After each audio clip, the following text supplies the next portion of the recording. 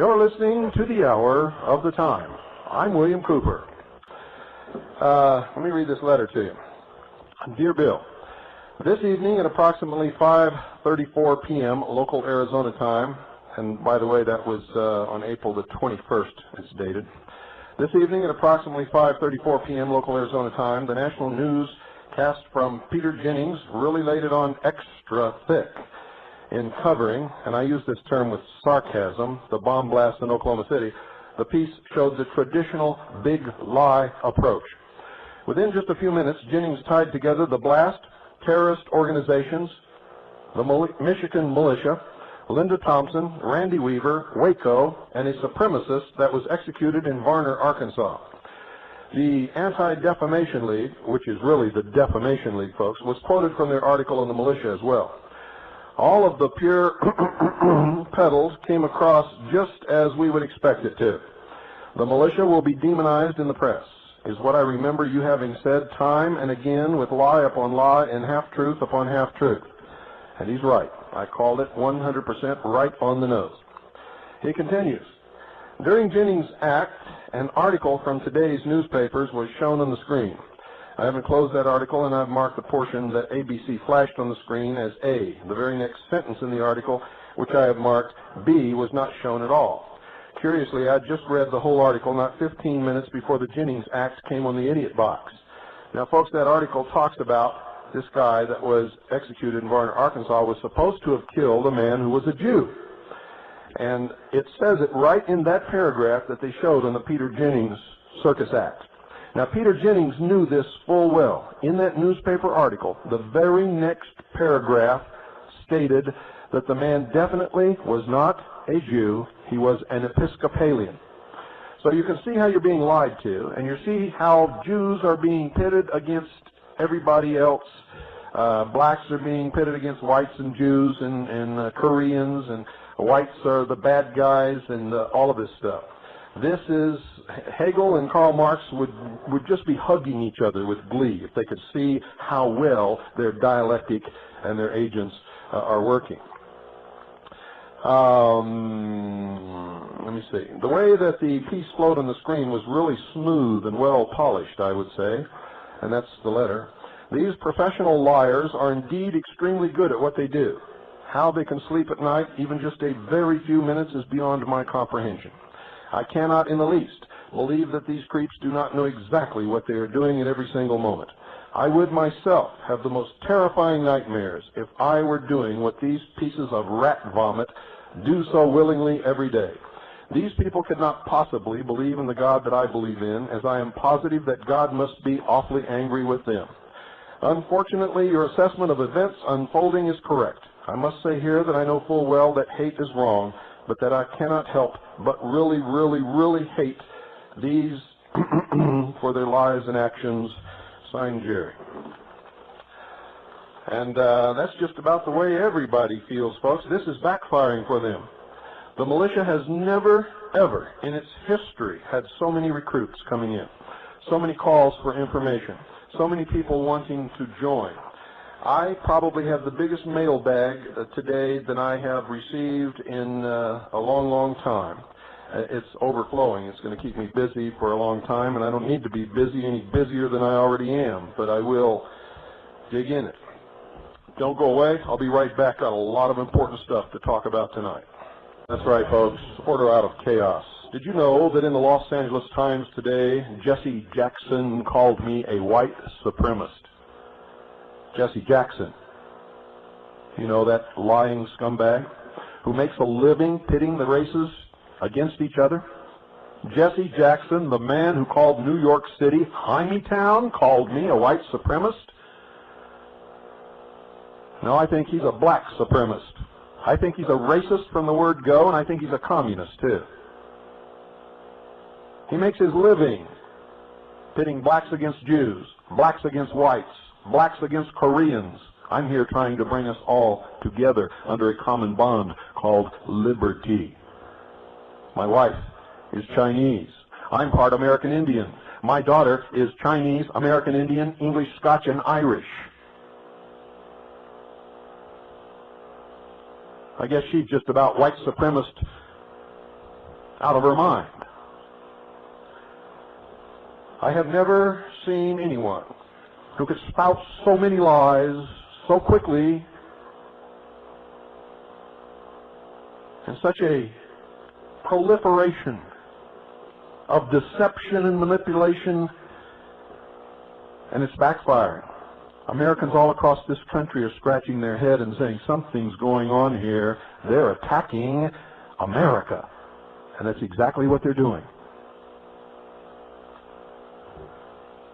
The Constitution Party will have its first Los Angeles area meeting Wednesday, May 17th. Doors open at 6 p.m. Be there. Airport Marina Hotel, West Los Angeles, just north of the Los Angeles Airport. Call 310-670-8111 for directions. That's 310-670-8111 for directions. Free admission and parking. Donations are welcome, of course. We intend to... I remind you, ladies and gentlemen, that this episode of The Hour of the Time is a rerun, originally aired on May the 1st, 1995, and is catalog number 601, what their name is, and it doesn't have in case you're thinking about ordering a copy. Either one of those... Disregard meetings, telephone numbers, scheduled events, addresses, and prices, but pay close attention to the information. As I promised you Friday, let's get back into the hooly-gooly here. Gorbachev, the Gorbachev Foundation, in the Presidio, the oldest active duty army installation in this country. Gorbachev was there before it was legal for him to occupy any of the buildings under the law. He wrote a book called Mikhail Gorbachev, Perestroika, New Thinking for Our Country and the World. How many of you read it? Not many, I bet. Because, it's probably boring. He's just talking about politics. What do you think makes the world go round, folks? If you don't know what in the world's going on, you're just going to be the flotsam and jetsam up on the tide. Remember, whoever doesn't understand what's happening ain't playing with a full deck of cards. And if you think you can stand on the fence, you're the first one that'll suffer. And that's the truth. Listen to what he says. Quote, we will now firmly stick to the line that only through the consistent development of the democratic forms inherent in socialism and through the expansion of self-government can we make progress in production, science and technology, culture and art, and in all social spheres. He says, listen to this and listen carefully. I've always told you that socialism is nothing but a code word for democracy, and democracy is nothing but a code word for socialism. Listen, right out of the mouth of the man who led the greatest communist dictatorship in the world. Quote, in the West, Lenin is often portrayed as an advocate of authoritarian methods of administration. This is a sign of total ignorance of Lenin's ideas and not infrequently of their deliberate distortion. In effect, according to Lenin, socialism and democracy are indivisible. That's on page 32 of Mikhail Gorbachev's book called Perestroika. There's an interesting quote on the front page of Veritas in this upcoming issue, made by the Dean of Broadcasting, Walter Cronkite. If you don't think the media has an agenda, wait till you get your paper. According to Gorbachev, Perestroika means mass initiative. Perestroika means mass initiative. Initiative. Going on the attack. Do you understand what I'm telling you? It is the comprehensive development of democracy, socialist self-government.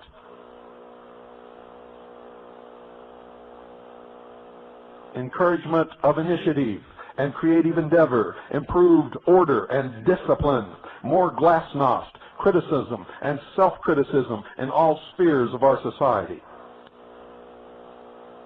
When are you going to wake up, folks? We are in the midst of one of the greatest propaganda campaigns in the history of the world, aimed at destroying the patriotism of the American people and turning the stupid sheep against the backbone of the country, the people who have always been the first to stand up and defend freedom in the face of all enemies. All fundamentalist religions are under attack. The Christian religion is under attack. The Islamic faith is under attack. Orthodox Judaism is under full-blown attack. Liberty is under attack. Patriotism is under attack. The Constitution is under attack. Anyone who believes in the Constitution is under attack. Anyone who has ever visited the state of Michigan is under attack. If you filled up your tank with diesel oil today, you're a suspect. Did you know that? If you have ammonium nitrate on your farm, you're a suspect. Did you know that? All of the things that they say they found at the Nichols farm in Michigan are things that you can find on any farm in this country. Now, I'm not telling you they're innocent, folks. I'm just telling you that they're being convicted on circumstantial evidence that you could convict any farmer on. And they haven't even gone to trial yet. Were you aware, folks, that the man that they're saying was Timothy McVeigh in Kingman, Arizona? The one who wore camouflage fatigues and was drunk all the time and would always walk around with a gun and shoot automatic weapons out of the back of the trailer park into the desert? Did you know our investigation has revealed that that man is not Timothy McVeigh? That we have found that man, and he is very upset. Very upset. Did you know that everybody who knew Timothy McVeigh while he was in Kingman, Arizona says that he was a nice, polite, quiet young man who kept to himself and didn't cause anybody any trouble at any time? Did you know that the news media knows all of these facts and they're not reporting them? Did you know that it has come to our attention that the so-called concealed weapon for which Timothy McVeigh was arrested for was not a gun? That he had a gun, but he was carrying it legally and lawfully? And in the state of Arizona, there's nothing wrong with having a gun in your car. Or in the state of Oklahoma. Or in the state of Texas. Now they're saying it was a knife. This stinks more and more and more and more. And we've also found, ladies and gentlemen, a second seismograph report. And we've also discovered that the FBI is confiscating the seismographic records. That's right. The original seismographic records are being confiscated. If the employees of the seismographic facilities where we have obtained our reports had not made copies, they would not be available to anyone. We now have seismographic records from 2 different sites. Both clearly show 2 separate events, 2 separate explosions. Both of these seismographic records show 10 seconds between the explosions. Wait till you see this newspaper. It's going to tip Washington on its ear. And that ain't all. Oh, we've got so much, folks, that you're... Well, I can't tell you all of it. Can't tell you all of it. Okay, more quotes from Gorbachev. Oh, this takes the cake, folks. See, they're not hiding any of this stuff. I told you the breakdown of the Soviet Union was just a ruse. It came from the top down, not from the people. And the economy of the Soviet Union did not disintegrate. You see, the ruble was not floated on the world market. The ruble always was and always has been and always will be what they say it is. And that's the truth of the matter. The Soviet Union came tumbling down because it was time to deceive the West for the socialist takeover of the world. And now the big campaign is mounted. The dialectic is at work to destroy patriotism and loyalty to the Constitution in this nation, to destroy loyalty to your religions. You know that Norm Olson, the commander of the Michigan militia, resigned? And he should have, after his dismal performance with the press and as a leader. And I'm not trying to rub it in, Norm, if you're listening. It's just that you should have stepped down, and you did, which tells me that in your heart you really are a leader. You did the proper thing. But you should not have resigned from your church. You should have allowed the congregation to walk out, because those people are not Christians.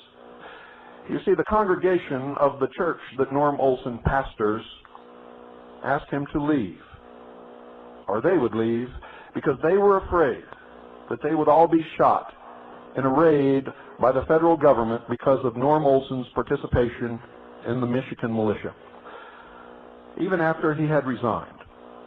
These people are not Christians. They don't even know the definition of the word.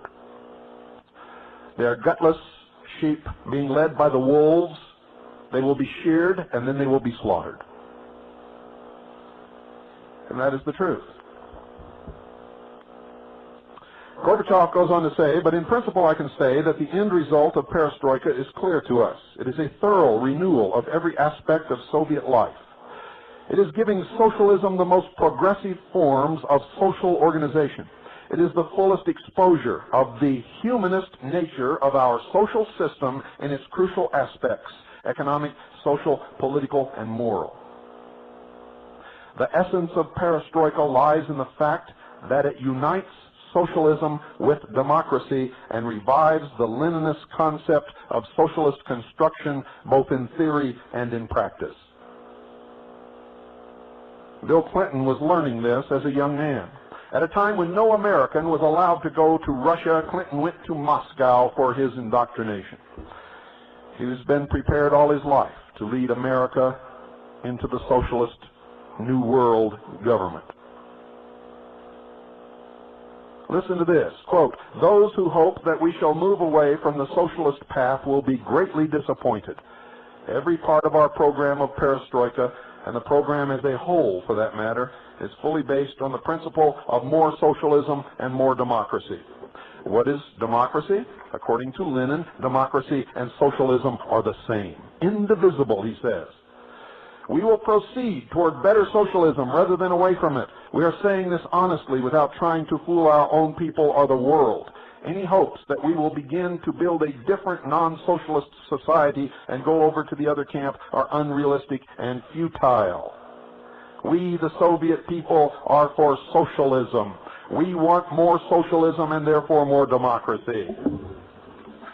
See, you're being fooled because you don't know the meanings of the words. And when I say fooled, I mean fooled big time. And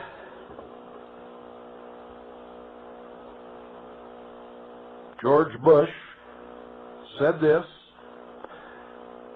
and you can find it in the weekly compilation of presidential documents, AE 2.109:25/47. Quote, and this is George Bush talking, "I will assure him that there is no greater advocate of perestroika than the President of the United States," end quote. Think I'm crazy? All these stupid parrots, the puke-faced, lying propaganda experts of the communist news networks say that we spread rumors. You don't hear rumors on this broadcast. You never have. What I tell you, I cite. I have challenged you to prove me wrong, and no one ever has. In fact, everyone who has set out to prove me wrong, using the citations that I give, come back as allies, strong allies, who then begin to spread the word to other people. We are in the midst of a full-blown takeover of the world by international socialism. The world government will be totalitarian in nature and will be a cross between what Hitler brought about in Nazi Germany and what used to be the old Soviet Union.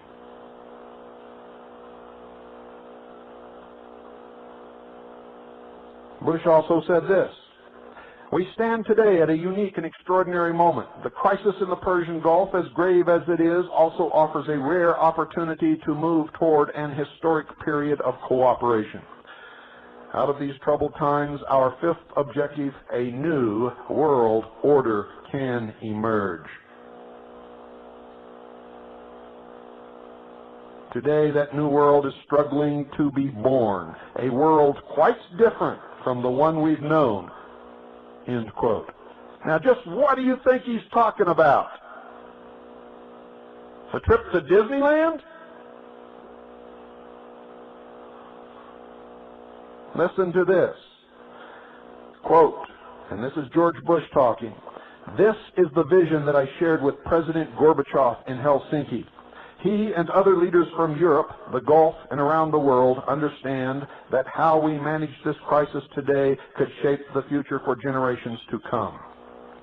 The test we face is great, and so are the stakes.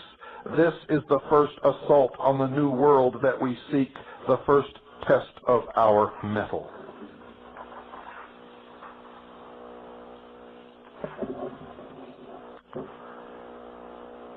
And in the administration of George Bush, 1991, February the 6th, page 145.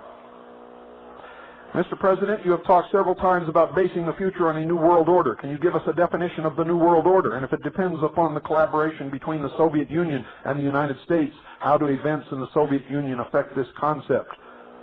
George Bush.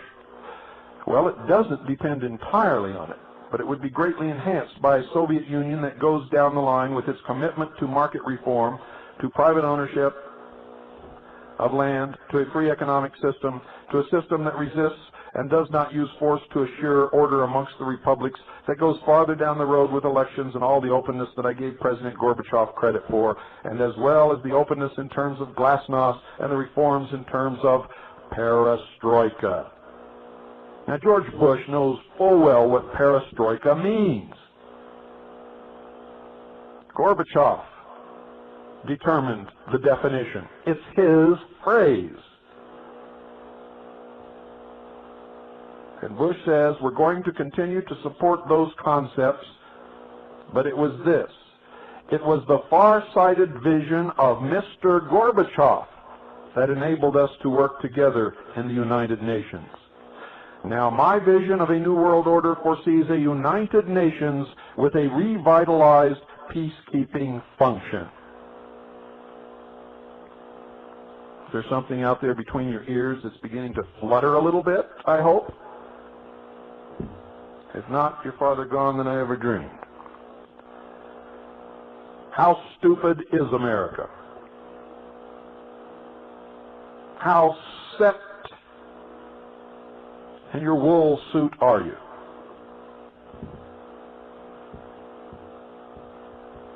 How easy is it to guide you with the propaganda of the communist news networks?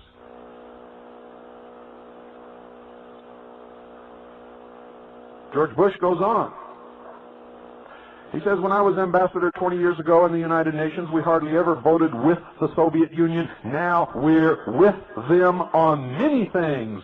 So the new world order, I think, foresees a revitalized peacekeeping function of the United Nations.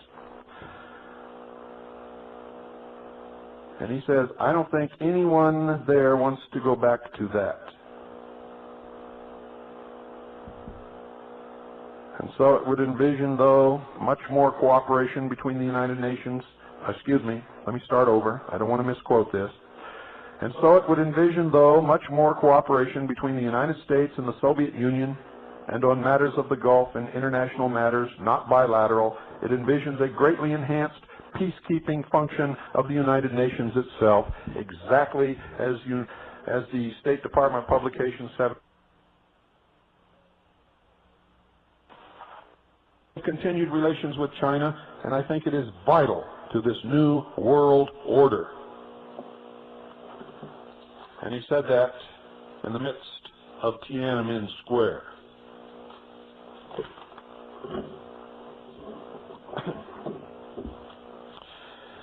Here we have an address to the nation announcing Allied military action in the Persian Gulf, January 16, 1991. And he says, and I quote, "We have before us the opportunity to forge for ourselves and for future generations a new world order, a world where the rule of law, not the law of the jungle, governs the conduct of nations. When we are successful, and we will be, we have a real chance at this new world order, an order in which a credible United Nations can use its peacekeeping role to fulfill the promise and vision of the United Nations founders." Now, what do you think he's talking about, huh? Come on. Come on, all you brilliant people of the press. Tell me that. You traitorous, scumbag, puke-face commies. It's exactly what you are. You're helping to destroy this country, and you're doing it as an agenda, as a part of a plan. And anybody with even the half-brain that Rush Limbaugh is sitting on can see it. And it's not a conspiracy. It is fully documented. It is out in the open. There is no doubt about it. Read Veritas. We prove it. We don't talk about it on this show. We don't just write about it or pass down rumors in our newspaper Veritas. We prove it. We prove every word of it. Los Angeles Times, Saturday, February the 1st, 1992. World leaders urge United Nations to safeguard rights everywhere. Summit. Chiefs of state declare it is time to abandon the tradition of non-interference in nations' affairs. Global interdependence, cited by Boutros Ghali.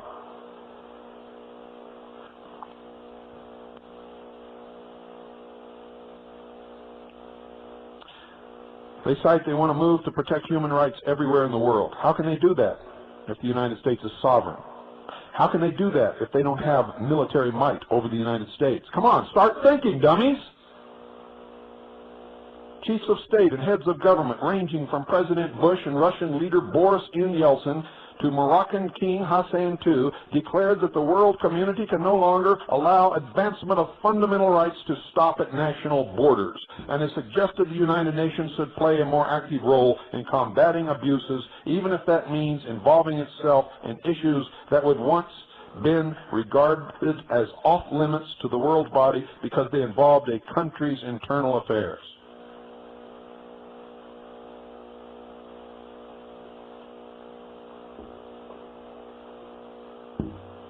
Most of the assembled leaders appeared to share French President Francois Mitterrand's call for establishment of a new world order. And it goes on and on and on and on and on. The United Nations, at a time of great expectations for a new United Nations era of boldness, totally committed to the United Nations. Significant turning point in the history of the organization. What do you think they're talking about, huh? They're going to have a picnic at the United Nations?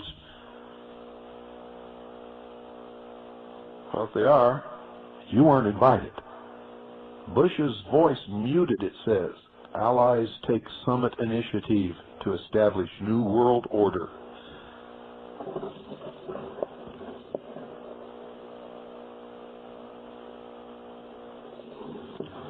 I could go on and on. I could read this stuff to you all night long. In fact, I could read this stuff to you 24 hours a day for 3 weeks. We have thousands of documents here all saying the same thing. In the law, in the treaties, in the congressional record, in the Federal Register, in the comments by senators and representatives upon the floor of Congress. They all know what's happening. They're lying to the American people. They can't have their new world order if patriots exist who are ready to fight for the Constitution. They cannot have their new world order if Americans are armed. You watch.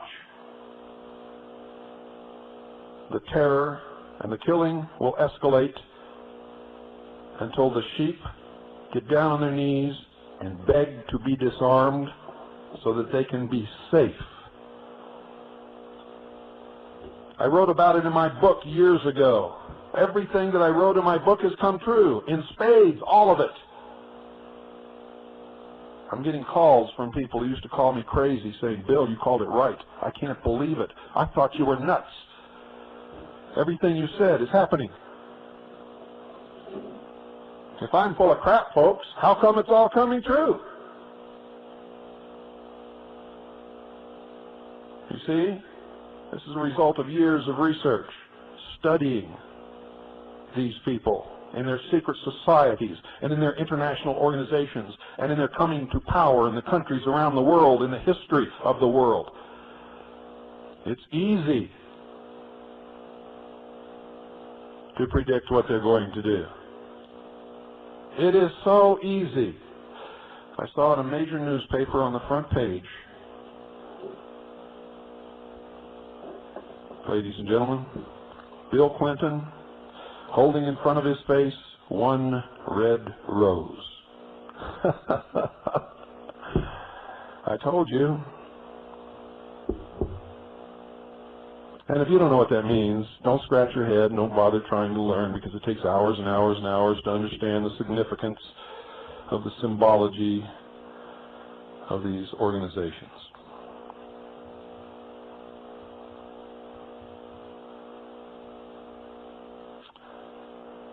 UN force. Beef up UN's peace role. Beware of UN force. A future UN army might even be used against the USA or against U.S. interests. These are all in the newspapers, folks. You didn't read them, did you? You think this is all baloney. You don't know how to put two and two together. But that's our job here. We are the intelligence service. Our job is to accumulate tons of data and sift through it and analyze it. And we are always assembling two puzzles. One is the deception and one is the truth. And in the middle is a big box with a question mark on it. We read everything. We devour everything. We listen to everything.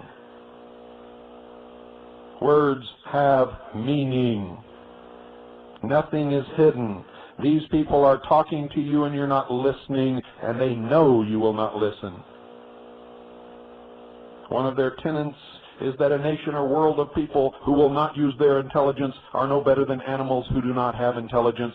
Such people are beasts of burden and stakes on the table by choice and consent. And yes, Mr. Couch Potato, I am talking to you. Most people go stumbling through life thinking that the only important problems that they have are keeping a job long enough to get a paycheck so that they can go out and drink Budweiser all night and then get laid sometime before morning.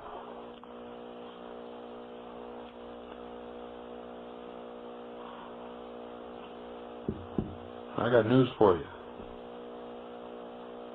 That's the quickest road to slavery I know. 47th General Assembly, increased responsibilities, a wider, more practical role, becoming a functional world parliament. Becoming a functional world parliament. The United Nations Chronicle, March 1993.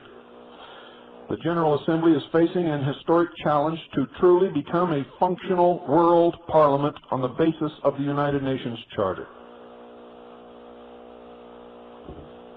Direct quote.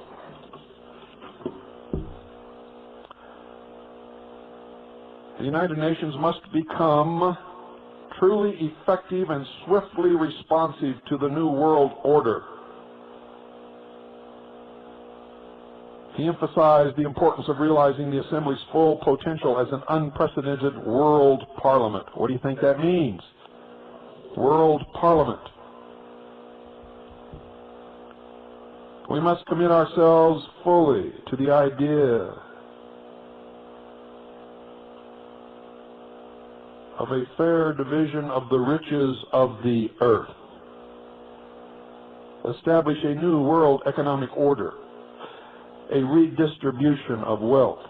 What do you think these trade agreements are about? What do you think the reason that the dollar is plunging is? You see, because the dollar can't plunge. It's a unit of measurement, like a yardstick. It measures a specific amount of gold and silver coins, which we don't deal in. So how can the dollar fall? How stupid can we be? When are you going to wake up? New world order. Emerging new order. All through here, the United Nations should have its own dedicated and committed army units on a permanent basis. New world order that will bring an improvement to the quality of life of all humanity. Don't you believe it? The tribes in the Amazon will have a better life, and we will be relegated to third world nation status. And that's what's happening.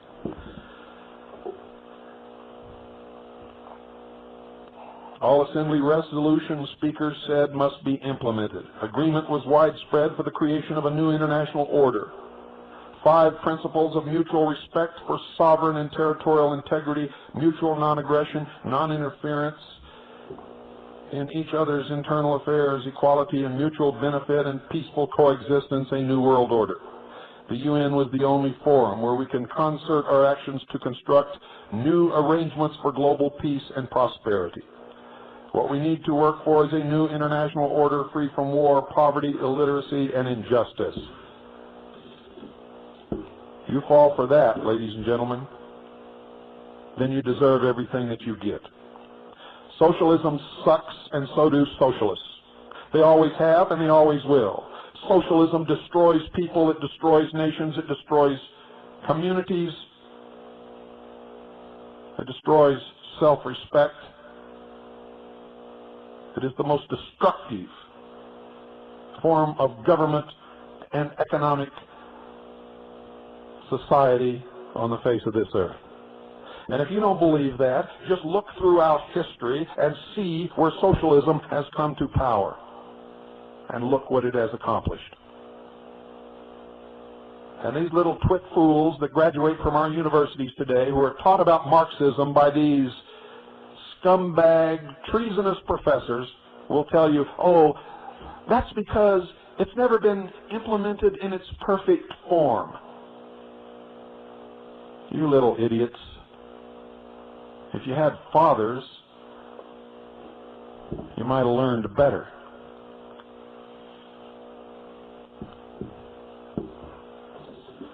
I can go on. I can go on all night and all day and all the next day. I can go on and on and on and on and on. Think I'm full of it, huh? Did you ever hear the Open Skies Treaty? The Open Skies Treaty will enhance international security. Did you know that all of our B-52 bombers are being guillotined in the desert of Arizona? Did you know that? Cut into 3 pieces, each one of them. And they're being done in the open, and we have to do so many, every so many days, so that the Russian overflights can ensure that we are truly disarming. We also have Russian inspectors here in the United States supervising every aspect of the disarmament and the decrease in the military forces of the United States of America. That's right. And at the same time, we have hundreds and hundreds and hundreds of tanks and rocket launchers and military vehicles that used to belong to the Soviet Army coming into this country, and they're being stockpiled all over the nation. Why? It's not for training. It's not for training at all. And the location of most of these things are not anywhere near where training is conducted with this type of vehicles. Why is it that small 8-seat planes fly in and out of the St. John's Airport with East German pilots filling all the seats? They're not learning to fly, ladies and gentlemen. They already know how to fly. They're pilots. They used to be pilots in the Soviet Army.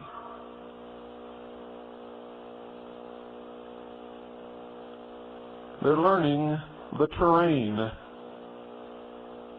where they will fly aircraft and helicopters as the peacekeeping forces of the United Nations when the American people finally discover how they've been betrayed and rise up against the traitors. I don't want that to ever happen. The whole purpose of everything I've done, the reason I wrote Behold a Pale Horse, and the reason I began broadcasting on this radio station was to wake up enough people so that that never has to happen.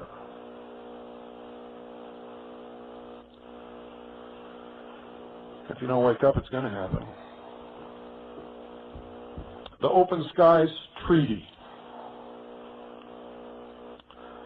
First, the treaty empowers all signatory states, regardless of size, wealth, or level of technology, to acquire meaningful security information on neighboring countries.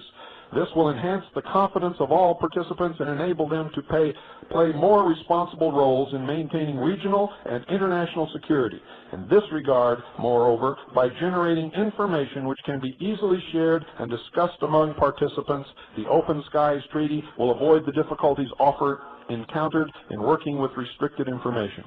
Second, the treaty nails down the key principle of full territorial openness. All the territory of all the participants will be open to observation, including specifically all the territory of states which formerly restricted large portions of their territory on grounds of national security. Third, the treaty dramatically advances the tools available for confidence building. Over the past 2 decades, the array of confidence-building measures has expanded steadily. Now the Open Skies Treaty adds to this toolkit detailed procedures for aerial observation with agreed sensors, predetermined quotas, and no right of refusal. That includes us. Can't refuse them a flyover. It also establishes a new framework for contacts, cooperation, and consultation among participating states. It also says if we have better reconnaissance imaging capability, that we must give all of the other nation states who are participating in the Open Skies Treaty the same technology, whether they have it or not. The Open Skies Treaty provides that all of the territory of participating states must be open to observation. No exceptions are permitted for national security purposes. Observation flights will follow routes set by the observing party, not the party being observed. And I could go on and on and on and on.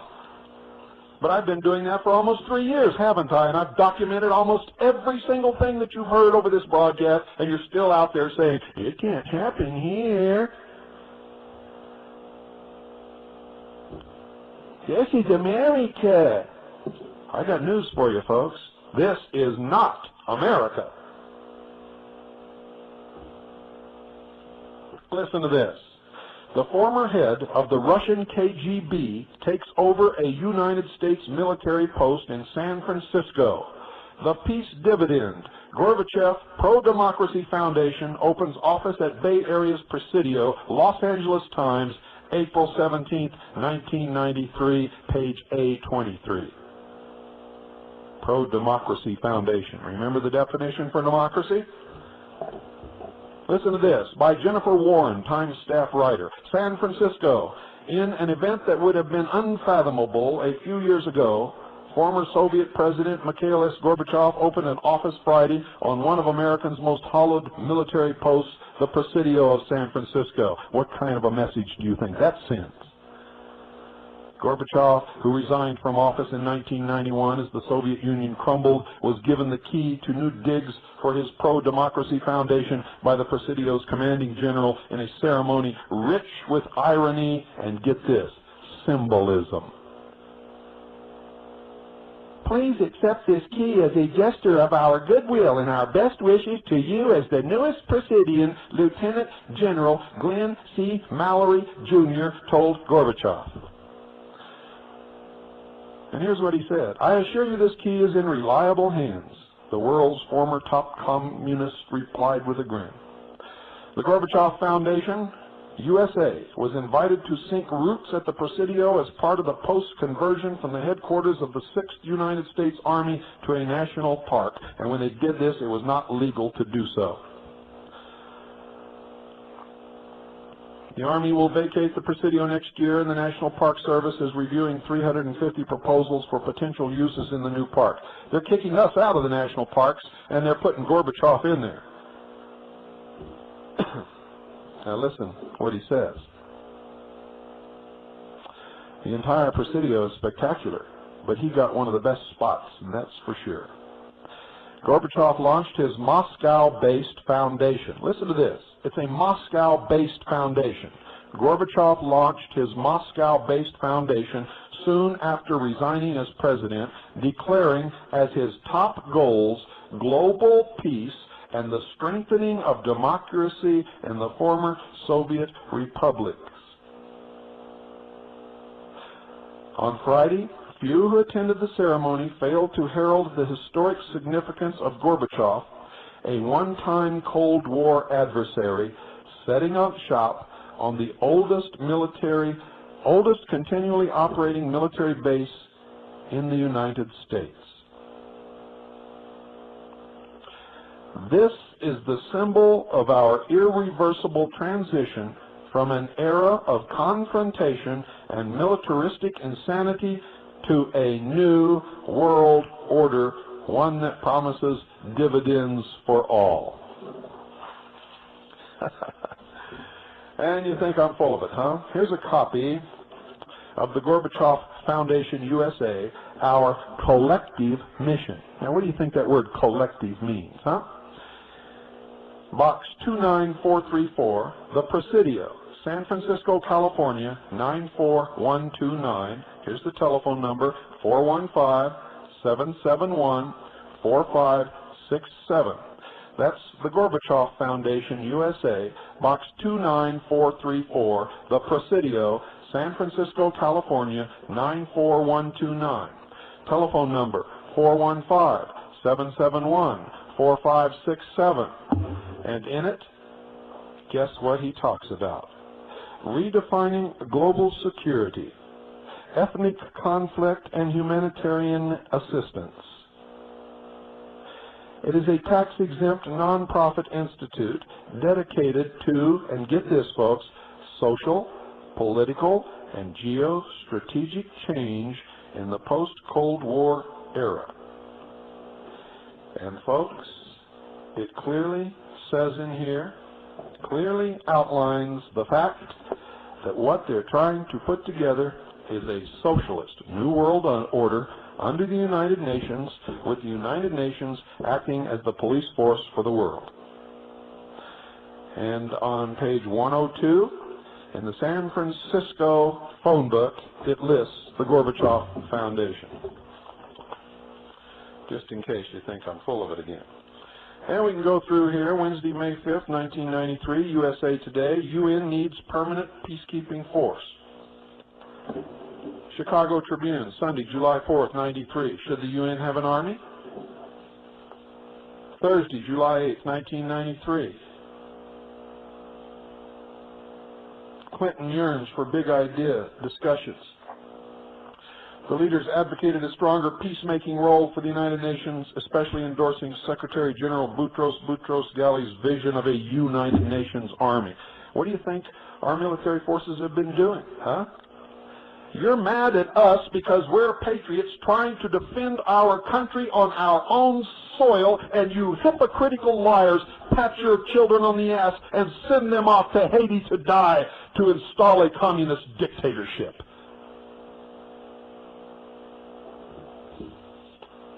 I'm disgusted with all of you.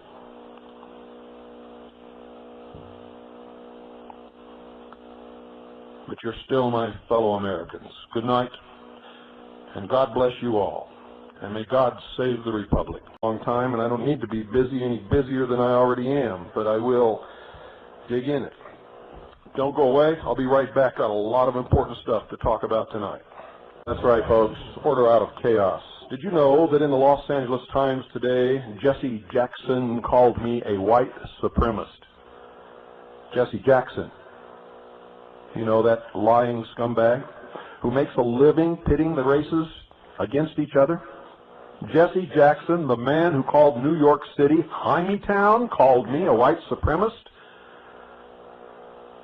No, I think he's a black supremacist. I think he's a racist from the word go, and I think he's a communist, too. He makes his living pitting blacks against Jews, blacks against whites, blacks against Koreans. I'm here trying to bring us all together under a common bond called liberty. You're listening to the Hour of the Time. I'm William Cooper. Let me read this letter to you. Dear Bill, this evening at approximately 5:34 p.m. local Arizona time, and by the way, that was on April the 21st, it's dated. This evening at approximately 5:34 p.m. local Arizona time, the national news cast from Peter Jennings really laid it on extra thick in covering, and I use this term with sarcasm, the bomb blast in Oklahoma City. The piece showed the traditional big lie approach. Within just a few minutes, Jennings tied together the blast, terrorist organizations, the Michigan militia, Linda Thompson, Randy Weaver, Waco, and a supremacist that was executed in Varner, Arkansas. The Anti-Defamation League, which is really the Defamation League, folks, was quoted from their article in the militia as well. All of the pure moment. I would myself have the most terrifying nightmares if I were doing what these pieces of rat vomit do so willingly every day. These people could not possibly believe in the God that I believe in, as I am positive that God must be awfully angry with them. Unfortunately, your assessment of events unfolding is correct. I must say here that I know full well that hate is wrong, but that I cannot help but really, really, really hate these for their lives and actions. Signed, Jerry. And that's just about the way everybody feels, folks. This is backfiring for them. The militia has never, ever in its history had so many recruits coming in, so many calls for information, so many people wanting to join. I probably have the biggest mailbag today that I have received in a long, long time. It's overflowing. It's going to keep me busy for a long pedals came across just as we would expect it to. The militia will be demonized in the press, is what I remember you having said time and again, with lie upon lie and half-truth upon half-truth. And he's right. I called it 100% right on the nose. He continues, during Jennings' act, an article from today's newspapers was shown on the screen. I haven't closed that article, and I've marked the portion that ABC flashed on the screen as A. The very next sentence in the article, which I have marked B, was not shown at all. Curiously, I just read the whole article not 15 minutes before the Jennings Act came on the idiot box. Now, folks, that article talks about this guy that was executed in Varner, Arkansas, was supposed to have killed a man who was a Jew. And it says it right in that paragraph that they showed on the Peter Jennings Circus Act. Now, Peter Jennings knew this full well. In that newspaper article, the very next paragraph stated that the man definitely was not a Jew. He was an Episcopalian.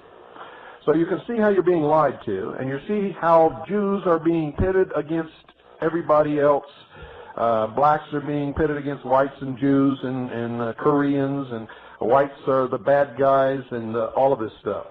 This is, Hegel and Karl Marx would just be hugging each other with glee if they could see how well their dialectic and their agents are working. Let me see. The way that the piece flowed on the screen was really smooth and well polished, I would say, and that's the letter.